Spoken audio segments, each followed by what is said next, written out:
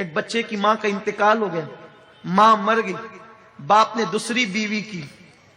ایک دن چھوٹا سا بچہ معصومیت کے ساتھ باپ کے سامنے بیٹھا ہے، داغ یتیمی لے کر۔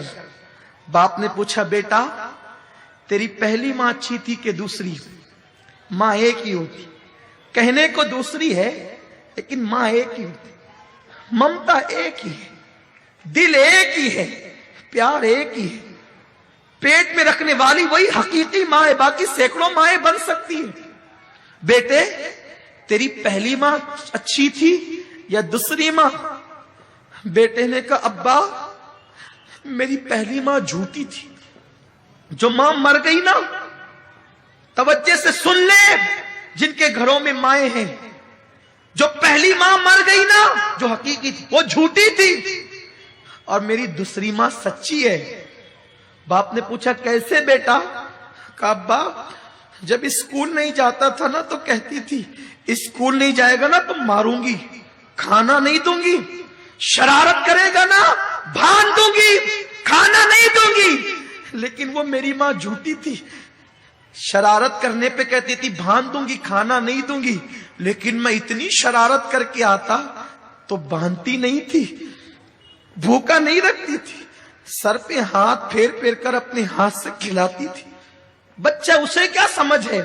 تو کہتا ہے وہ جھوٹ بولتی تھی، باندھنے کے لیے کہتی تھی، باندھتی نہیں تھی، سر پہ ہاتھ پھرا پھرا کے کھلاتی تھی، کہتی تھی کھانا نہیں دوں گی، پھر بھی کھلاتی تھی۔ جب منہ پھیر لیتا تھا بس پیٹ بھر گیا تو کہتی تھی، میرے بیٹے 2 لقمے اور کھا لے، ایک اور لے لے، میرے بچے اور لے لے۔